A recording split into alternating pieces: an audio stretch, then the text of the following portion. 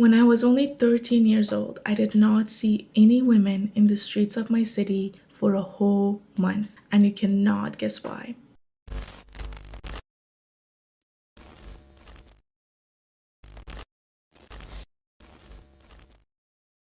I've lived in the US, Canada, and under the Islamic Republic's occupation in Iran for almost an equal number of years, but I've never been more afraid in my life than I was in October of 2014. One day in the fall of 2014, I was walking to my school thinking it was like any other day when I saw two men on a motorcycle drive by a woman across the street, and the next thing I heard was the lady screaming in pain. That was the beginning of the serial acid attacks in Isfahan, Iran. The attacks continued on with reports of dozens of female victims, engulfing Isfahan in fear and the streets empty with no sight of women at all. I remember being too afraid to leave the house, and when I had to go, I would wear gigantic sunglasses and cover my face with masks, and I would run to my destination in hopes of the motorcycle not getting the chance to splash on me. Until now, no one has been charged for the attacks, and it only ended because people protested and demanded the government to stop it.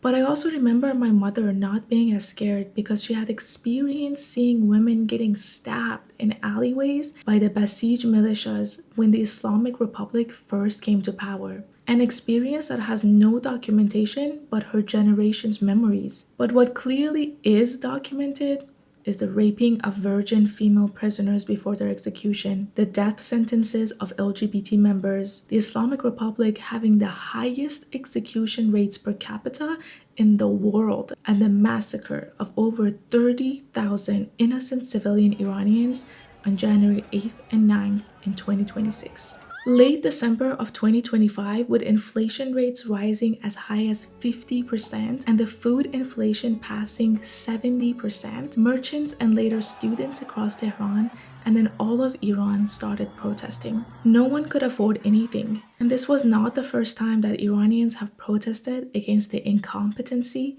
corruption, and injustices of the Islamic Republic. But this protest was different from every other protest because number one, people were not asking for reforms. And number two, they have chosen a clear leader by chanting Javid Shah.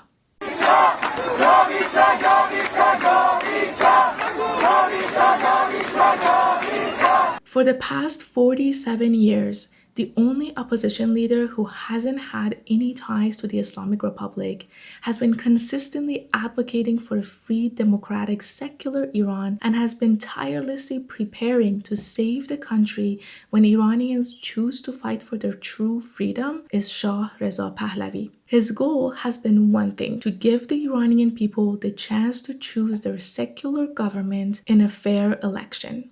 The two popular choices among Iranians are parliamentary monarchy and parliamentary republic. As the protests across the country continue to spread wide, with chants for the return of the Shah growing louder, our only opposition leader answered the call of the people and asked them to show the world that they demand regime change by coming to the streets on January 8th and 9th. Millions of Iranians from all backgrounds and walks of life came to the streets across the 31 provinces of Iran.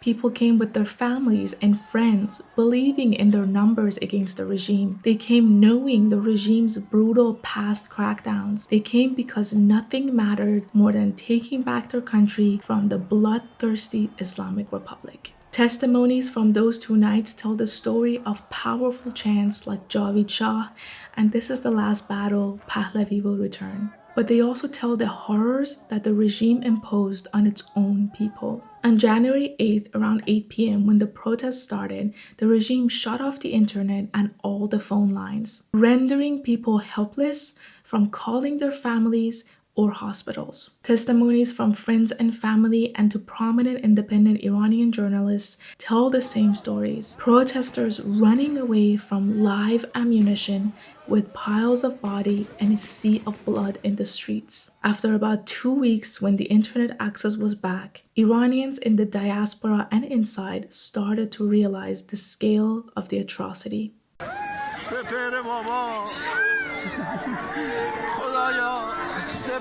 سپر بابا کجایی سلام بچه‌ها، اینجا خیابون ولیعصر 2 سمت گوهردشت نزدیک فلک سوم.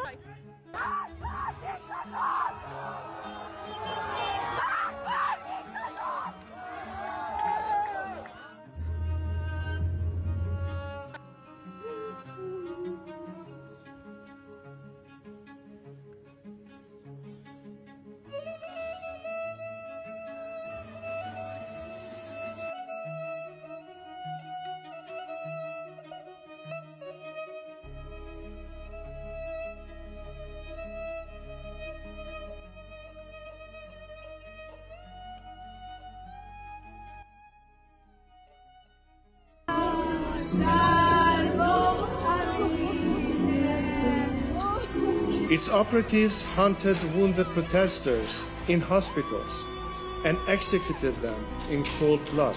Bodies were collected by dump trucks. Families searched through rows of unmarked body bags. 40,000.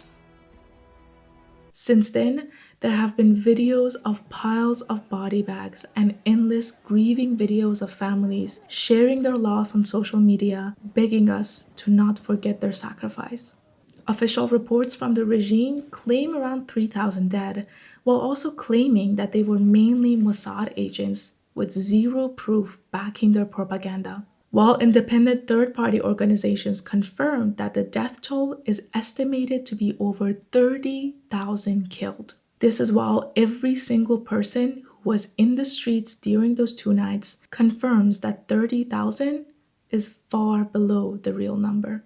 At the time that I'm taking this video, the names and pictures of the lost heroes are still being documented. The supreme leader of the Islamic Republic has been killed on the first day of the US military intervention. The internet was shut off for the longest time in the history of any country, and Iranians in the diaspora have been keeping the fire of the revolution alive through weekly protests across the world, following the leadership of our only opposition leader, Shah Reza Pahlavi.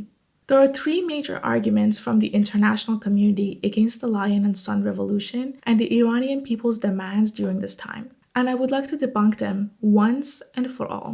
Number 1, claiming that the Iranian people can and should overthrow the government themselves.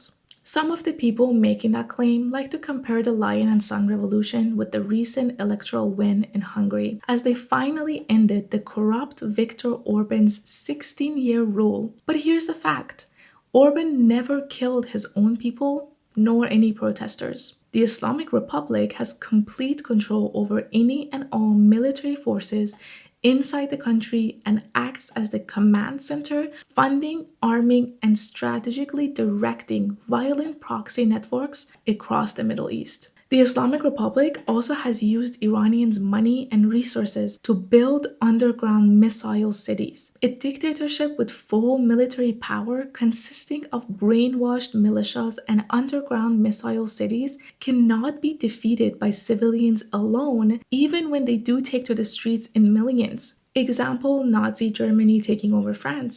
Or the most obvious one, people in North Korea. Iranians will be the ones finishing the job, but we needed a fair chance to do it. Number 2, claiming that the war that the US has started with the Islamic Republic is illegal. First and foremost, millions of Iranians inside the country explicitly demanded international military backup, and we went over the reasoning in the last point.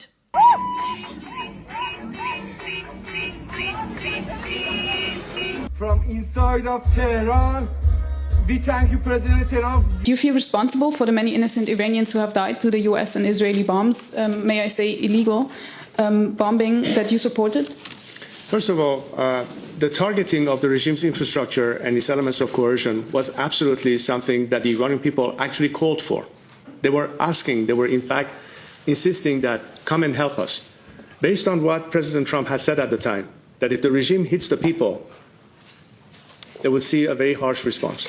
The air cover campaign that included hitting the regime infrastructure and apparatus of repression was a necessary step to equalize the playing fields for Iranians that were getting massacred on the streets, defenseless, by the regime that used military weapons to shoot them on the street. How else do you expect defenseless people to have a chance to actually overcome this regime without some outside help? And of course, I'm not shying away from that position that we have every right to tell the world when we are being shot on the streets, how else are we supposed to protect ourselves?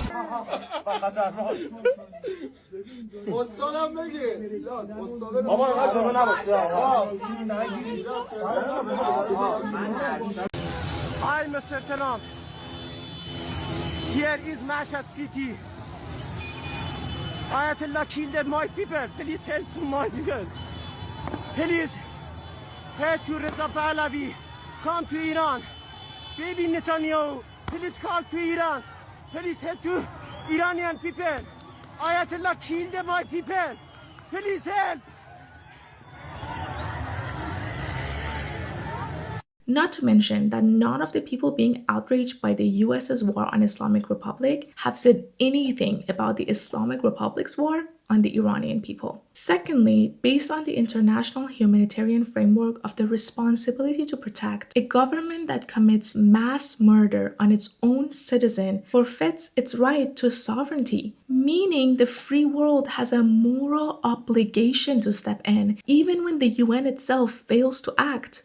In this case, the US and Israel have been the only ones taking action. The real question is, why are other countries, including the UN, legitimizing the Islamic Republic? Oh, it's actually one of the most liberal countries in the entire region. You know what? It is. I think you and I are the only ones who haven't People been... would know that. Even some US politicians like Bernie Sanders are strongly aligned with organizations like NIAC. Even though NIAC claims to represent the diaspora, they are passionately rejected by the Iranian people, who have protested outside their offices for years, calling them out as a de facto apologist for the mullahs. Court documents and leaked internal emails from Tehran have repeatedly exposed NIAC's leadership has coordinated with the regime's foreign ministry to push policies that directly benefit the Islamic Republic under the pretense for peace. The main argument this group of people like to make is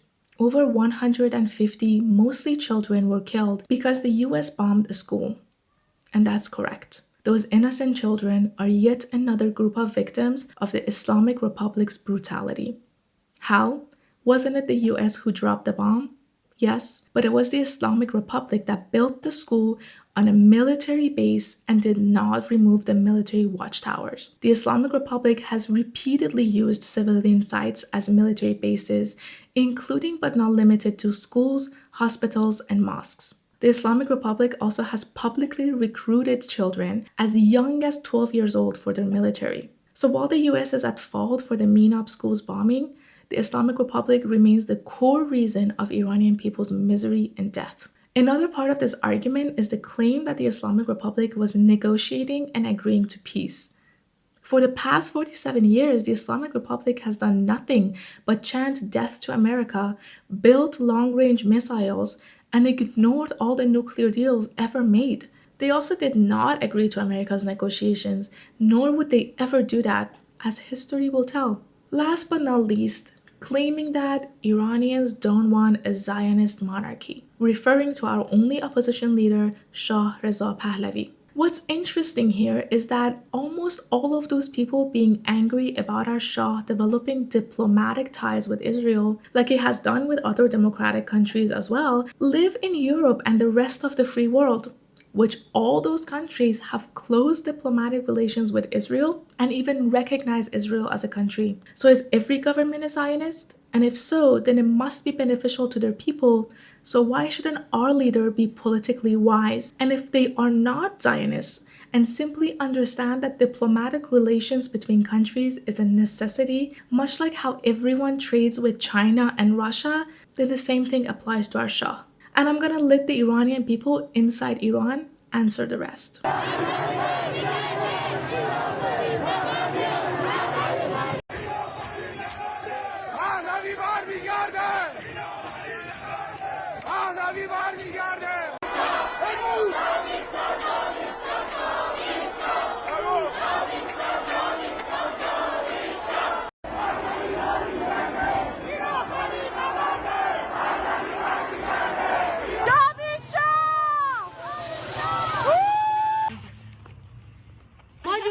نمیخوایم، ما شاهمون رو میخوایم.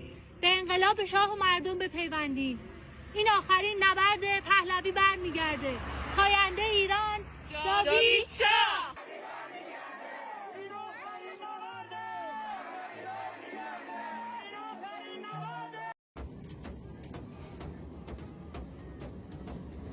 Today's Gen Z in Iran are my biggest supporters. You don't hear it because you're disconnected from them. So please, go and do your own diligence. Don't push this narrative. Don't push this propaganda the regime wants to propagate. Ask them. You'll get your answer. But you're not doing that part.